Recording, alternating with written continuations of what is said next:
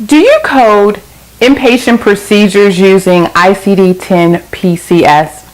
Well, if you do, you will find some interesting news in this video that I will share regarding changes that are slated for fiscal year 2019.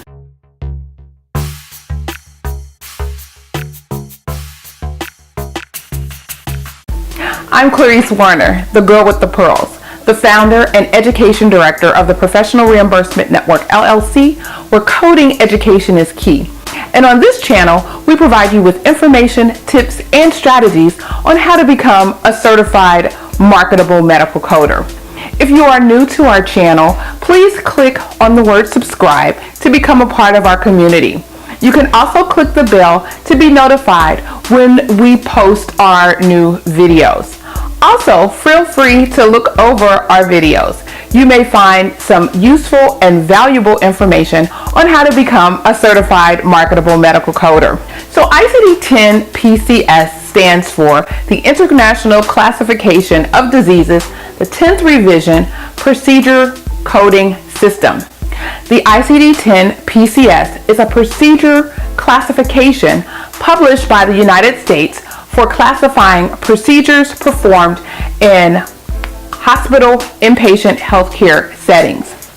There will be 392 new PCS codes. There are 8 revision titles and 216 deleted codes. These changes are effective October 1, 2018 through September 30th, 2019. The Center for Medicare and Medicaid Services, or CMS, has posted a link with all of the files. You will find that link in the description box below. ICD-10 PCS also have guidelines that are approved by the American Hospital Association, the American Health Information Management Association, CMS, and the National Center for Health Statistics. Let's talk a little bit about the guidelines.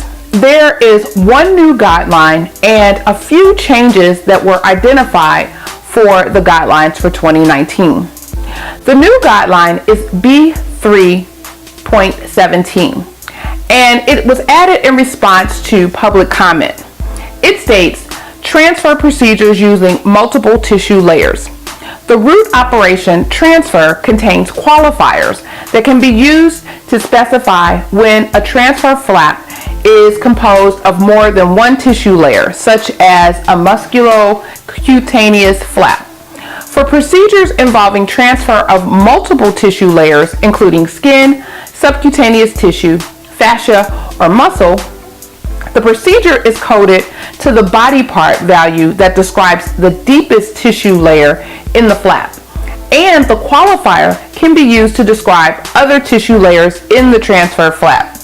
An example is a musculocutaneous flap transfer that is coded to the appropriate body part value in the body system muscles, and the qualifier is used to describe the additional tissue layers in the transfer flap. There are also some revisions to guidelines. Guideline A10, Guideline B3.7, and Guideline B6.1a were revised in response to public comment and also internal review. So let's take a look at those. A10 is and when used in a code description, it means and/or, except when used to describe a combination of multiple body parts for which separate values exist for each body part. For example, skin and subcutaneous tissue used as a qualifier, where there are separate body part values for skin and subcutaneous tissue. An example would be lower arm and wrist muscle, which would mean lower arm and/or wrist muscle. Next, we have B3.7, which falls under the control versus more definitive root operations. The root operation control is defined as stopping or attempting to stop post-procedural or other acute bleeding. If an attempt to stop post-procedural or other acute bleeding is unsuccessful And to stop the bleeding requires performing a more definitive root operation, such as a bypass, detachment, excision, extraction, reposition, replacement, or resection. Then the more definitive root operation is coded instead of control. For example, resection of the spleen to stop bleeding is coded to resection instead of control. And then guideline B6.1A falls under the general guidelines, and it states that if a device is coded only if a device remains after the procedure is completed. If no device remains, then the device value, no device is coded. In limited root operations, the classification provides the qualifier values temporary and intraoperative. For specific procedures involving clinically significant devices where the purpose of the device is to be utilized for a brief duration during the procedure or current inpatient stay, if that device is intended to remain after the procedure is completed, it requires removal before the end of the operative episode in which it was inserted. For example, the device size is inadequate or a complication occurs.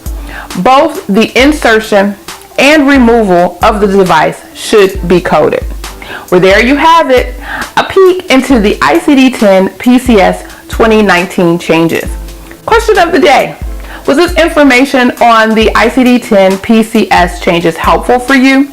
If so, type yes in the comments, like the video, and if you haven't subscribed yet, what are you waiting for? Let's stay connected.